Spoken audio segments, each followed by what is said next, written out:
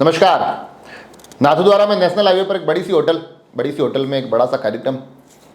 Hotel के बाहर दूर दूर तक गाड़ियों की कतारें, होटल के भीतर बड़ी संख्या में मेहमानों का जमावड़ा, और उन मेहमानों में संत सानिध्य भी दिखाई दिया। उन मेहमानों में राजनीतिक चेहरे दिखाई दिए गए। कमाल की बात यह है कि दोनों ही दलों के राजनीतिक चेहरे दिखाई दिए। भाजपा के कुछ ज़्यादा थे, कांग्रेस के थोड़े कम थे, मगर थे। और उन मेहमानों में उस क्षेत्र के बड़ी संख्या में आए हुए लोग दिखाई दिए। और ये जो अवसर था नाथद्वारा से भारतीय जनता पार्टी के नेता मदन सिंह चौहान का जन्मदिन। तो जन्मदिन मनाया गया, बड़ी धूमधाम से मनाया गया, बड़े जोशो खरोश से मनाया गया। और वो जोश और भी बढ़ गया जब उसमें बड़ी संख्या में क्षेत्र के लोग शामिल हुए। क्योंकि जैसा कि मैंने पहले भी कई बार कहा है कि राजनीति में अपना जन्मदिन आना और उसको बेहतर तरीके से मनाना एक बहुत बड़ा अवसर होता है, मगर चुनावी साल में जो जन्मदिन आता है वो और भी महत्वपूर्ण बन जाता है। परंतु अगर जन्मदिन टिकट वितरण से महीने भर पहले आ जाए, चुनाव से 2-3 महीने पर पहले आ जाए, तो यकीन मानिए उससे बेहतर कोई अवसर हो नहीं सकता है। और उस अवसर को पूरी तरह से अपने पाले में, अपने पक्ष में करते दिखे मदन सिंह चौहान।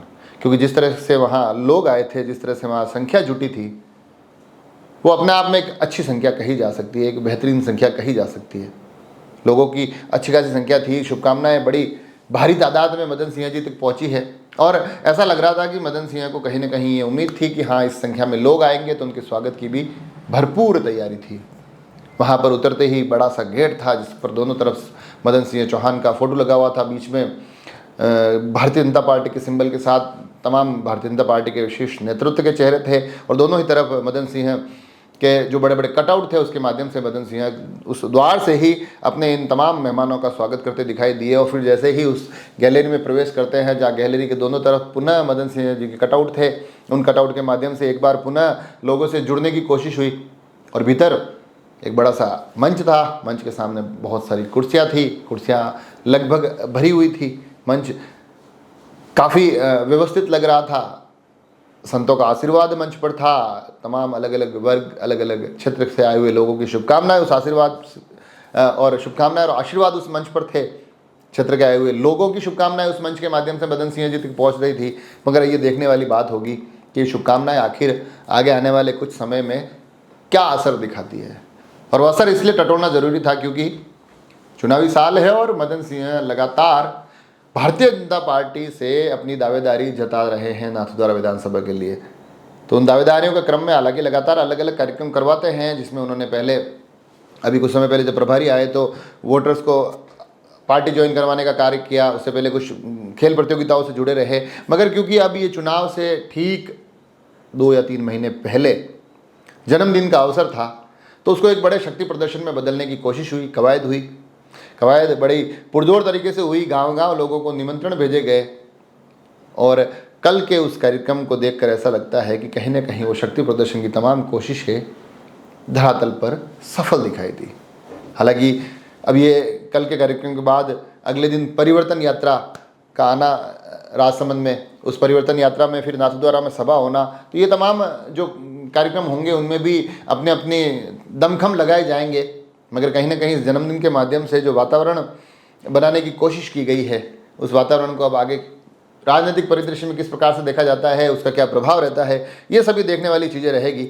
मगर हाँ, ये अवश्य है कि एक जन्मदिन मनाया गया। और नाथद्वारा क्षेत्र में लंबे समय से कई अलग अलग बातें ये भी चल रही थी कि अलग अलग क्षेत्रों के अलग अलग दावेदार अपनी तमाम तैयारियां कर रहे हैं, अलग अलग दावेदारियां कर रहे हैं, कार्यकर्ताओं से मेल जोल बना रहे हैं, कार्यकर्ताओं को बुला रहे हैं। मगर नाथद्वारा में चीज़ें उस तरह से नहीं हो रही थी।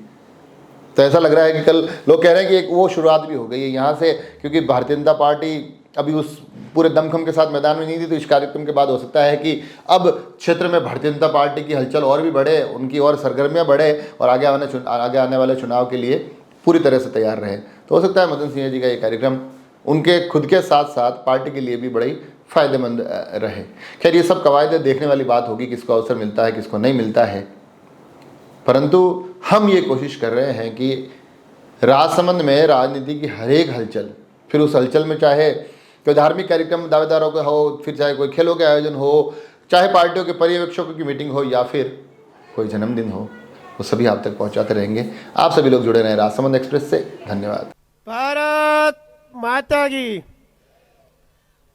भारत माता की, बोले एकलिंग नाथ की, बोले एकलिंग नाथ की जय।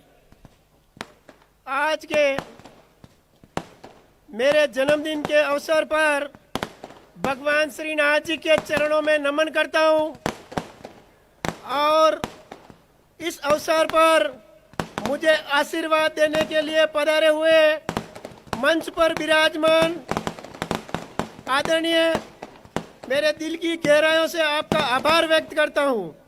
और सविशेष आज के इस अवसर पर मुझे आशीर्वाद देने के लिए पधारे हुए नाथद्वारा क्षेत्र से मेरे प्रियजनों, भाइयों और बहनों और वरिष्ठजनों के चरणों में नमन करता हूँ।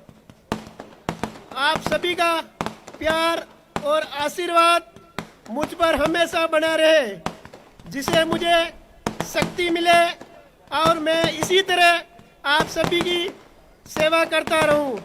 ऐसी माँ भवानी से प्रार्थना करता हूं। एक बार फिर से आप सबका खूब खूब धन्यवाद।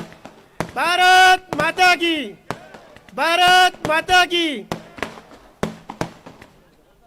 आज जो नाथद्वारा की जनता ने मुझे विश्वास दिलाया है कि भाई साहब आपके जन्मदिन पर हम आशीर्वाद देने के लिए पधार रहे हैं, इन सब का मैं दिल की गहराइयों से स्वागत करता हूं, अभिनंदन करता हूं और वंदन करता हूं। भारत माता की, भारत माता की।